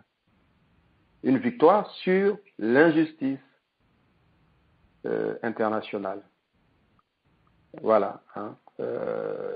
On peut imaginer cela. Voilà. Mais ce n'est pas de l'ordre de l'impossible. Maintenant, sur ce qu'il fera, où est-ce qu'il ira, avec qui et comment, je pense que seul le président Gbagbo est en mesure de nous dire, s'il le veut. Voilà. Mais c'est une excellente question. Bon, voilà. Je ne peux pas en dire plus. Oui, avant de prendre donc quelques questions, là, voilà. Parlez donc, Monsieur Laurent Gbagbo, hein, vous le connaissez très bien. Est-ce que vous pouvez nous dire exactement ce dont à quoi il peut certainement penser actuellement dans sa cellule de la Cour pénale internationale, à votre avis? Non, je pense que il fait une introspection, oui, c'est cela, il cherche au fond de lui-même, comprendre les événements, et en même temps, ce qui arrive aujourd'hui n'est pas nouveau, puisqu'il a connu à plusieurs reprises la prison, la détention, la privation des libertés. Voilà. Simplement s'interroger sans doute sur le monde tel qu'il est aujourd'hui. Mais en même temps, je ne suis pas certain de cela, puisque moi, je n'ai pas vu un président Gbagbo en train de se plaindre de son sort. Dans les deux déclarations qu'il a faites, la première le 5 décembre 2011 et la deuxième qui est intervenue jeudi dernier, il est toujours resté digne. Voilà, je pense qu'il n'y a pas de complainte de son côté. Je pense qu'il accepte le sort qui lui est fait avec dignité, et puisqu'il est innocent, j'ai senti chez lui la conviction d'en sortir. D'ailleurs, dans sa déclaration, il a dit à la présidente du tribunal, enfin de la cour, de la chambre, Madame, je compte sur vous. Il ne l'implore pas, il ne lui demande pas pardon de le libérer. Il compte sur elle afin qu'elle démêle le vrai du faux. Voilà. C'est une invite à faire son travail avec professionnalisme et avec discernement. C'est le fond du message du président Gbagbo. Et je pense que il est serein, sincèrement. Il est serein et cela a pu se constater lors de ces journées d'audience. Voilà, ce que nous allons faire, il nous reste à peu près 10 petites minutes. Nous allons prendre peut-être 5 questions. Monsieur Alain Toussaint, vous pouvez certainement noter un peu et puis donner quelques réponses. Fin.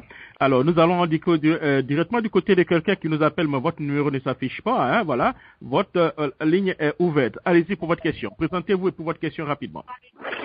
Allô? Oui, allô, votre nom? Bonsoir, Abdoulaye Doumbia. Abdoulaye Doumbia, vous appelez d'où? De New York. De New York. Allez-y pour votre question rapidement, une question courte. Hein. Alors, quand M. Alain Toussaint personnel m'a amené à l'Assemblée va quitter au pouvoir, je ne sais pas par quelle magie que l'Assemblée va quitter au pouvoir. Et nous, les Ivoiriens, quand on vote à l'Assemblée, et on les attend. Quand il dit que l'Assemblée va quitter au pouvoir, on ne sait pas par quelle magie l'Assemblée va quitter au pouvoir. Et nous, les Ivoiriens, on les attend. Merci beaucoup, M. Jacques. Voilà, bon, merci, hein, voilà, M. Doumbia dit pas quelle magie, hein, monsieur, voilà. Alors, malheureusement, du côté de M. Karamoko depuis New York aussi. Karamoko Cher, allez-y rapidement aussi, une petite question. Alors, M. Karamoko Cher, est-ce que vous êtes en ligne?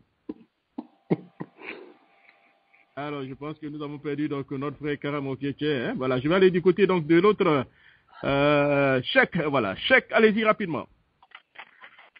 Oh, bonsoir, M. Jacques Roger. Voilà, Cheikh, c'est Delaware. Allez-y, Cheikh, allez-y pour votre question rapide. Question. Ok.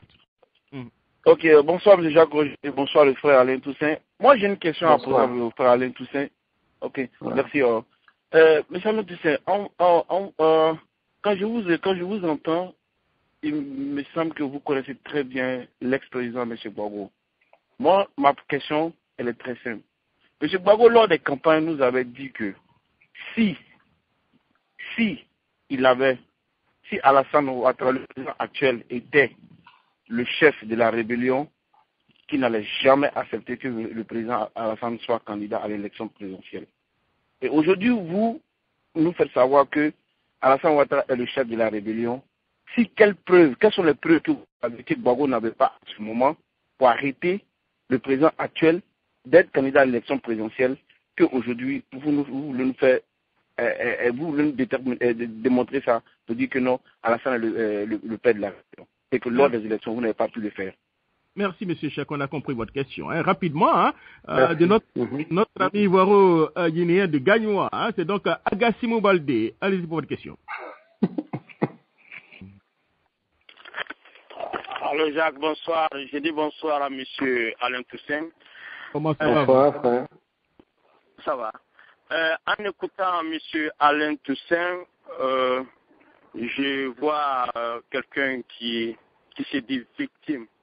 M. Alain Toussaint, vous étiez le porte-parole de Laurent Gbagbo. Vous avez beaucoup intervenu au moment des actions des forces de Gbagbo de 2000 à 2000 jusqu'au départ de Gbagbo. Et aujourd'hui, à vous écouter, c'est comme si le pays se rendait victime, se faisait victime. Est-ce que c'est pas un peu, je n'assiste pas un peu à un monde à l'envers? Parce que vous vous rappelez très bien, je vous avais mis en contact à Gagnoa lors d'une marche à Gagnoa où il y a eu plus de 6 morts. Et vous avez parlé avec les familles des victimes. Est-ce qu'aujourd'hui, le FPI, en se victimisant, n'est pas en train de montrer sa mauvaise foi? Merci, monsieur Agassimou Baldé. Alors, on va directement donc de côté de New York pour voir quoi. Fofana, allez, vous êtes en ligne. Fofana, tiens, allez-y. Merci, monsieur Jacques Roger. Je dis bonsoir à tout le monde, particulièrement à votre invité. Je voulais poser la question à monsieur Toussaint par rapport à les élections. Si Laurent Gbagbo a eu le courage d'accepter la candidature du docteur Alassane Ouattara pour la paix en Côte d'Ivoire, pourquoi M. Laurent Gbagbo n'a pas eu le même courage, même s'il avait gagné les élections, mais pour la même paix d'accepter le respect? D'accord. Merci. Voilà, merci M. Fofana, on a compris aussi votre question. On va aller du côté de notre ami américano-burkinabé, voilà, Yves Bambara de Faso Radio. Allez-y Yves. Moi, c'est très simple. Je ne parle plus d'élection. Bonsoir, M. Alain Toussaint. Bonsoir tout le monde. Bonsoir, frère. Le tribunal a dit que le président Gbagbo est co-auteur de ce qui s'est passé en Côte d'Ivoire. S'il est co-auteur, où sont les autres auteurs?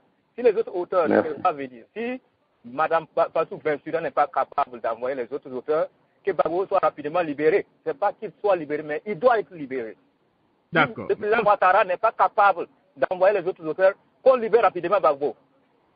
Merci beaucoup, M. Bambara. Zawouli Kibale, voilà. Alors, on va quitter donc Bambara pour voir la toute dernière question avec le professeur Sopoyi Bayar, le père fondateur donc de la gotimascologie et de la glalogie maintenant, voilà. Allons-y, professeur Sopoyi. Merci, je viens juste de prendre la radio en mars, alors je profite pour dire bonsoir à nos illustres invités. Bonsoir.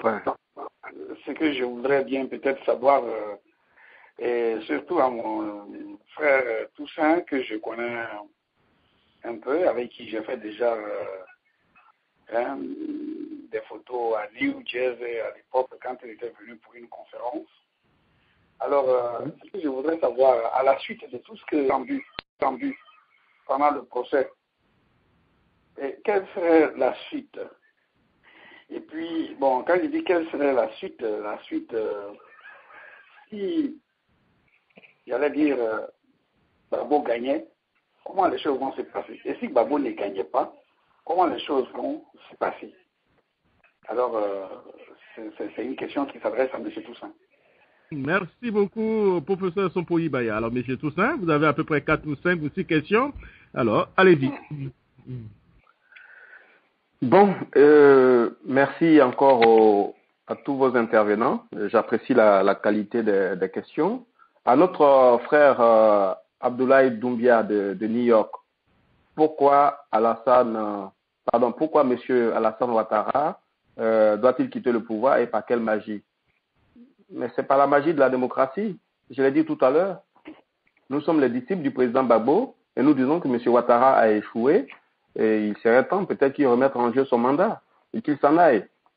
Il a été incapable de faire la réconciliation, d'engager le pays sur la voie du développement de la croissance économique. Je parle de la vraie croissance, pas les chiffres de croissance trafiqués par la Banque mondiale et le FMI pour soutenir M. Ouattara. Les défis sociaux qui s'imposaient à lui. M. Ouattara avait promis aussi, dans le domaine de l'emploi, de créer 1 million d'emplois. Tout le monde sait qu'il n'a pas tenu ses engagements. Mais il n'a surtout pas réussi à créer une quiétude sociale, une paix sociale entre Ivoiriens. Et je pense que dans ces conditions-là, il devrait renoncer. Voilà. La magie, c'est l'application des textes, c'est la démocratie qui crée les conditions d'une vraie démocratie dans notre pays. Notre ami Cheikh du Delaware, de l'État de Delaware, M. Ouattara, chef de la rébellion, est-ce qu'il y a des preuves? Bon, le président Gbagbo n'a jamais dit qu'il n'avait aucune preuve contre M. Ouattara. Je me souviens qu'à l'avant-veille du second tour, le président Gbagbo, donc quelques jours avant le duel, enfin plutôt le débat télévisé entre les deux candidats du second tour, le président Gbagbo avait dit que les preuves impliquant M. Ouattara ou faisant de M. Ouattara le chef de la rébellion étaient surabondantes. Je me souviens bien de cette expression. Et je sais également qu'à la suite de cette déclaration, beaucoup de diplomates avaient défilé à la résidence du chef de l'État pour lui demander de surseoir à son projet de présenter des preuves à la télévision ou alors d'évoquer la responsabilité de M. Ouattara dans la rébellion. Mais je pense qu'aujourd'hui, ça aussi, c'est un débat dont tout le monde connaît les tenants et aboutissants. M. Ouattara est celui qui a lancé la rébellion contre la Côte d'Ivoire, tout comme il est celui qui a renversé le président Bédié en 1999. Voilà, ça ne mange pas de pain, ça ne coûte rien de dire cela. Ce ne sont que des faits de notre histoire, de notre jeune histoire. M. Ouattara est celui qui a lancé une rébellion sanglante contre la Côte d'Ivoire. Voilà. Le frère Baldé, le Guinéen de Gagnoa, rien que pour ça déjà, j'applaudis des deux mains. Je suis content de parler à un frère de Gagnoa. Il estime que le FPI se victimise. Bon, je peux simplement lui répondre que je n'ai pas observé chez les dirigeants du FPI une victimisation. C'est les dirigeants du FPI, tout comme l'ensemble des Ivoiriens, ne font que dénoncer la situation en Côte d'Ivoire. Dire qu'il y a un pouvoir qui tue, qui assassine, un pouvoir dont les représentants, notamment les forces armées, continuent de garder devers elles des biens qui appartiennent à d'autres Ivoiriens. Et dénoncer ces crimes-là, ce n'est pas jouer dans le registre de la victimisation, c'est dénoncer une situation qui est connue, qui est entretenue par le pouvoir de M. Ouattara. Le frère Fofana de New York dit que LG a eu le courage d'accepter la candidature de M. Ouattara et qu'il aurait dû avoir le courage de se retirer pour éviter la guerre, je crois. La communication n'était pas bonne. Mais pourquoi voulez-vous que le vainqueur de l'élection se retire? Pour éviter la guerre, je me retire. Bon, j'ai gagné, mais je me retire. Non, ça ne se fait pas. C'est celui qui a perdu qui doit dire à ses parrains que la guerre qu'il avait l'intention de lancer contre le vainqueur de l'élection n'a plus d'objet et qu'il renonce à la fois à ses prétentions présidentielles, mais aussi à la guerre qu'il s'apprête à faire, à livrer à la Côte d'Ivoire. Voilà, je pense qu'il faut aussi se mettre de l'autre côté. Dès lors que le Conseil constitutionnel vous proclame vainqueur d'une élection, ce n'est pas pour renoncer à l'exercice du pouvoir. Voilà, vous voyez que ce débat sur les élections continuera pendant des années dans notre pays. le frère Yves Bambara, américano-burkinabé, a posé les vrais problèmes. Enfin, le vrai problème, il dit, si le président Gbagbo est co-auteur direct ou indirect, c'est qu'il y a d'autres auteurs. Où sont les autres? Et il demande qu'on le libère. Voilà, je pense que c'est une opinion qui est juste. C'est la parole d'un vrai panafricaniste. Voilà, et je pense qu'il a traduit l'opinion de plusieurs millions d'Africains sur la situation arbitraire et injuste dans laquelle se trouve aujourd'hui le président Gbagbo. Vous n'avez pas de preuves contre lui. Vous parlez de co-auteurs indirects. Cela suppose d'autres acteurs directs ou indirects. Mais libérez le président Gbagbo dans ce cas-là. Pourquoi est-il le seul à être devant ce tribunal? C'est cela qui nous interpelle et je le remercie pour cette interpellation qui est vraiment juste. Le professeur Sopoy, la suite du procès donc à la CPI, si le président Gbagbo est libéré ou s'il n'est pas remis en liberté, que va-t-il se passer? Bon, il est arrivé un peu après le début de l'émission, mais sur la liberté, c'est vraiment notre souhait. Et je pense que cela va être un bon signal pour l'Afrique et les Africains. Voilà. Et aussi pour la CPI qui montrerait là l'occasion de retrouver le crédit qu'elle est en train de perdre. Chaque jour que le président Gbagbo passe en prison, la CPI perd du crédit. Donc, il faut que le président Gbagbo soit libéré. Maintenant, dans le cas contraire, moi, je n'ai pas encore envisagé cela parce que je me dis que judiciairement ou juridiquement, le dossier est vide, que c'est une affaire politique. Et si le Conseil de sécurité souhaite la paix en Côte d'Ivoire et dans la sous-région, son intérêt est de remettre en liberté le président Gbagbo. Elle participerait ainsi, d'une manière concrète, au processus de réconciliation que M. Ouattara a bien de peine à lancer. Donc, je souhaite, et j'espère comme vous, je pense, la relaxe du président Gbagbo et s'il est libre, ben écoutez, il décidera de ce qu'il va faire, ses occupations, sa destination, voilà. Mais déjà, pour nous autres Ivoiriens africains, ce serait quelque chose de formidable qui nous donnera encore plus d'énergie pour poursuivre le combat pour la démocratie. Monsieur Toussaint, comme il nous reste 5 minutes, est-ce qu'on peut prendre 2 questions? 2 questions avant ma conclusion. Voilà, il reste 5 minutes. Nous voulons certainement utiliser les 5 minutes à fond. Hein? On va aller du côté de monsieur Diallo du Sénégal. Diallo du Sénégal, rapidement, en une petite minute.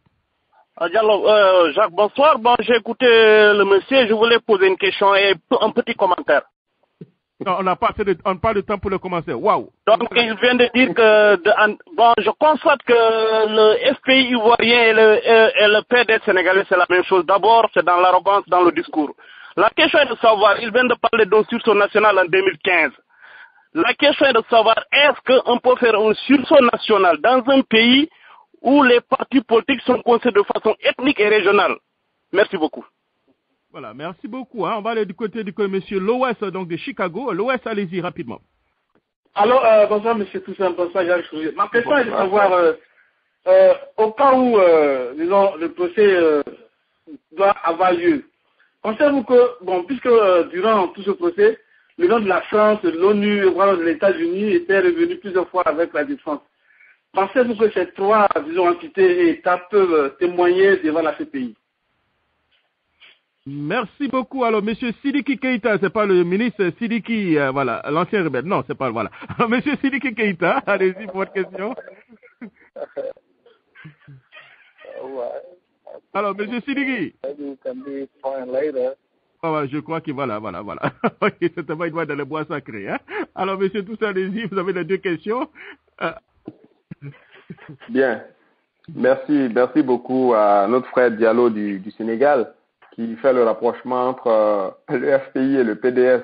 Non, il n'y a pas d'arrogance, en tout cas dans les propos que les opposants à M. Ouattara peuvent tenir. Il y a juste la traduction d'une exaspération face à un pouvoir assassins et criminels qui privent des centaines, voire des milliers d'Ivoiriens de liberté.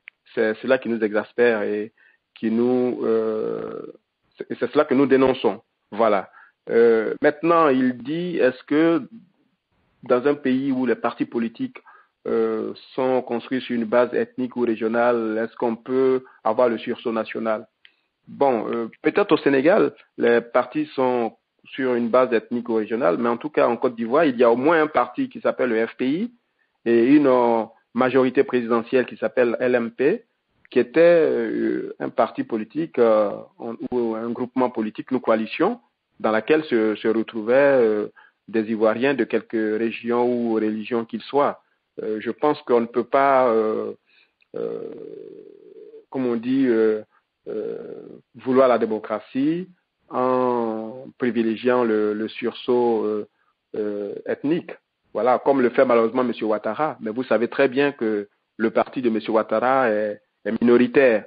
L'élection présidentielle, les vrais résultats ont clairement montré que le vainqueur du premier tour était le président Gbagbo, suivi du candidat du PDCI et ensuite du RDR. Et c'est suite aux arrangements que M. Ouattara s'est retrouvé au second tour pour un certain nombre de choses. Vous savez, il y a beaucoup de choses que nous pouvons dire.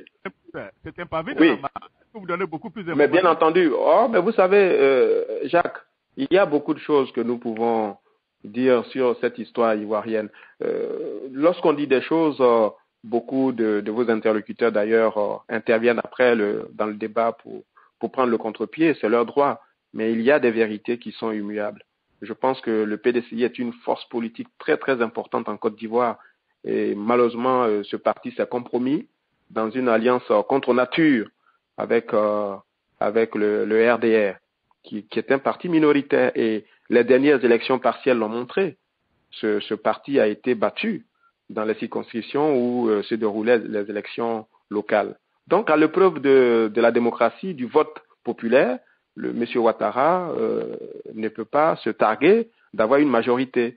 Et le FPI, pour parler du parti du président Gbagbo, a obtenu de très bons résultats aux élections. Et on l'a vu dans toutes les régions du pays. Ce parti avait, le candidat Gbagbo en tout cas, rassemblé sur son nom le maximum de suffrages. Donc cela veut dire qu'il n'y a pas de base ethnique homogène.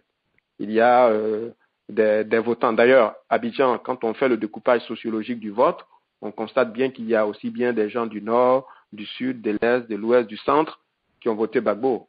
Voilà, donc c'est une base électorale qui est très importante et qui est toujours là. Et c'est pour cela que nous demandons à M. Ouattara de créer les conditions du débat démocratique, de créer les conditions d'un environnement démocratique en Côte d'Ivoire afin que nous l'aidions à quitter le pouvoir. Laurent nous a parlé de la France, des USA et un autre pays qui devrait témoigner devant la CPI. Bon, écoutez, oui, bien entendu, mais moi je ne souhaite même pas que tout cela arrive. Il faut libérer Gbagbo, voilà, qu'on en finisse. Voilà, qu'on en finisse parce qu'il est innocent. On n'en finit pas parce qu'on voudrait éviter le déballage. D'ailleurs, quel déballage changerait la marche du monde? Vous pensez que ces pays-là seraient impressionnés ou gênés par des déclarations que pourrait faire le président Gbagbo? Soyons pragmatiques, chers amis. J'ai lu cela dans certains journaux où on dit que des déclarations du président au tribunal, etc., etc. D'abord, ce n'est pas la nature du président Gbagbo de descendre dans la poubelle, je réutilise cette fameuse expression, ou de dire des choses. Non, je pense que tout a déjà été dit. Voilà. Si on évite un procès, c'est parce que la CPI ne peut plus continuer de surfourvoyer, continuer de se comporter de manière injuste envers un citoyen africain, Laurent Gbagbo, qu'elle détient illégalement et de manière injuste. Sinon, ces pays-là ne redoutent rien du tout d'un procès. Qu'est-ce que ça va leur faire? Taylor a raconté ce qu'il voulait devant les tribunaux. Est-ce que cela a changé quelque chose? Rien du tout. Voilà. Je veux aussi en profiter et lancer un petit message avant ma conclusion, mais on aime souvent se contenter comme ça de ce type de discours-là. Oui, un procès gênerait. En quoi est-ce qu'un procès gênerait la France ou les États-Unis? On a déjà tout dit. La défense a fait un travail extraordinaire l'autre fois en disant que c'est la France qui a armé les rebelles. Est-ce que vous avez entendu une déclaration du gouvernement français? Est-ce que cela a empêché le président Hollande de poursuivre sa visite en Inde?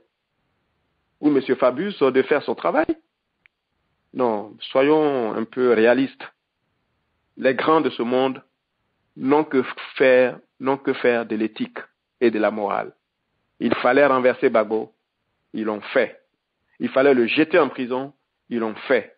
Ils veulent lui faire un procès, ils ne le feront pas, peut-être si nous continuons de faire le travail que nous faisons. Voilà. Mais s'ils lui font un procès, quelles que soient les déclarations que ferait le détenu, cela ne changera rien du tout à la marche du monde. Il faut que nous arrêtions de rêver. Battons-nous pour libérer le président Gbagbo. Voilà, Jacques. Encore une fois, merci beaucoup, M. Alain Toussaint. Mais je n'ai pas fini, j'ai ma conclusion. Voilà, justement, voilà, je vous dis, allez-y pour la conclusion, justement. J'allais conclure pour votre conclusion. Allez-y.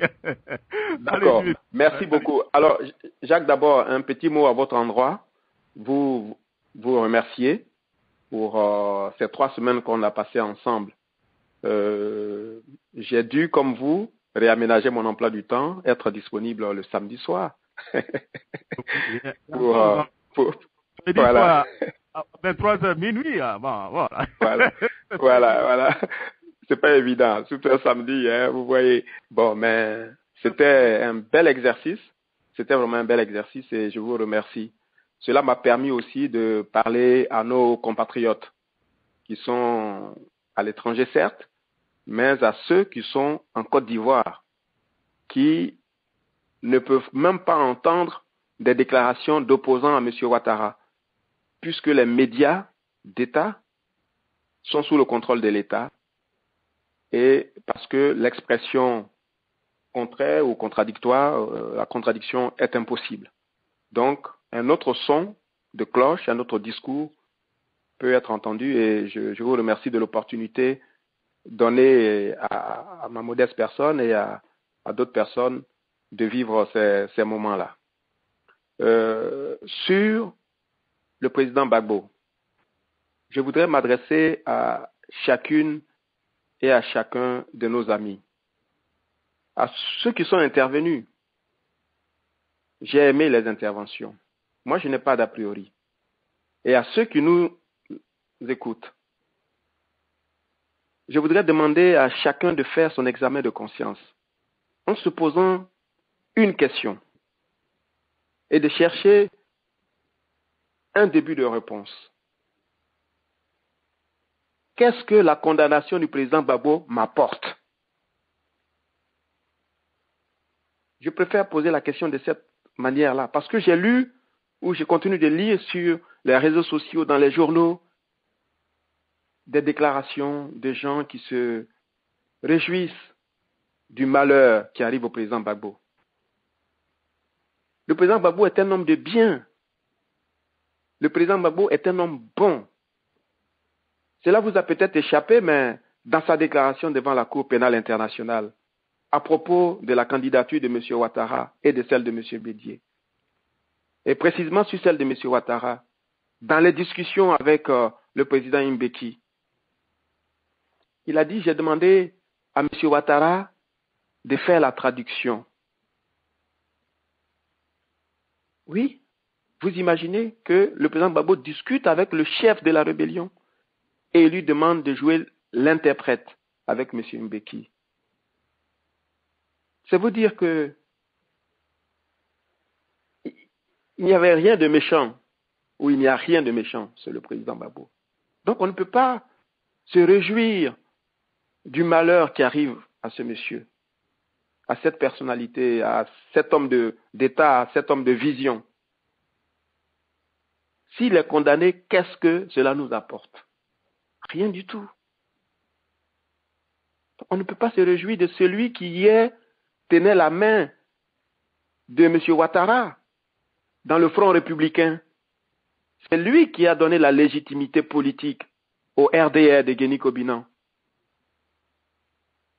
C'est lui qui a tenté de marcher avec le RDR parce qu'il fallait instaurer la démocratie. Donc on ne peut pas, aujourd'hui, quand on est membre de ce parti, s'est réjoui du malheur qui arrive au président Gbagbo. Moi, je vois une espèce d'excitation, d'exaltation de la haine anti-Gbagbo chez des Ivoiriens. Mais diantre, mais réveillez-vous. Si Ouattara existe, c'est parce qu'il s'est trouvé un chef de l'État qui s'appelle Laurent Gbagbo pour décider que ce monsieur soit candidat. Vous voyez? Et ses amis d'aujourd'hui, notamment du PDCI, tout le monde s'en souvient, avaient lancé un mandat d'arrêt contre M. Ouattara. Je ne sais pas si ce mandat a été rappelé. Mais logiquement, Ouattara est un chef de l'État encore sous mandat d'arrêt international. Donc vraiment, sœurs et frères ivoiriens et africains, ne pensez pas que le malheur du président Gbagbo dans une prison en Occident signifie le bonheur pour vous-même et pour M. Ouattara et son pouvoir. Il faut vraiment que vous fassiez cet effort-là. C'est un homme de bien qui est injustement détenu. Je vous le dis sincèrement. Sincèrement. Un dernier mot à l'ensemble de nos amis également. Vous savez, il n'y a pas d'exil de confort. M. Ouattara, M. Bédier ont connu l'exil. Ils étaient en France. Comme beaucoup de partisans du président Gbagbo aujourd'hui.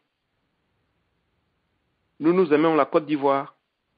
Nous voulons rentrer chez nous, mais nous demandons que M. Ouattara crée les conditions de ce retour-là pour que nous venions participer au travail de reconstruction du pays et au travail de réconciliation nationale. Et il n'y a pas de contradiction dans le discours que je tiens.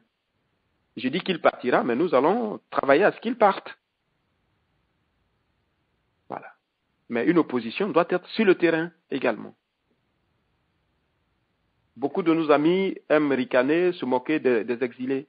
Mais ce n'est pas une nouveauté dans le monde. Quand une situation intérieure est insupportable, on prend le chemin de l'exil. Enfin, pas toujours pour certains, notamment Tikenja, qui est pro-Ouattara, qui se félicite partout de l'élection de M. Ouattara, mais qui est réfugié politique ici en France. Voilà, je pense qu'il faut que nous élevions le débat de temps en temps à la hauteur des enjeux. Parce qu'aujourd'hui, notre pays est dans l'abîme par la faute d'un monsieur dont les ambitions démesurées ont provoqué une guerre dans ce pays et provoqué une déstabilisation depuis plus d'une vingtaine d'années. Donc, il faut que nous travaillions à cela. Voilà, Jacques, le message. Et je demande à nos amis, vraiment, je souhaiterais qu'ils aient une pensée pour le président Gbagbo. Souhaiter vraiment sa libération. Mais de façon sincère. Mais de façon sincère pour qu'il retrouve les siens, sa famille, ses enfants et ses amis. Et puis que les Ivoiriens qui ont voté pour lui et la jeune génération qui le découvre soient enfin apaisés. Voilà la fin de mon message. Merci beaucoup.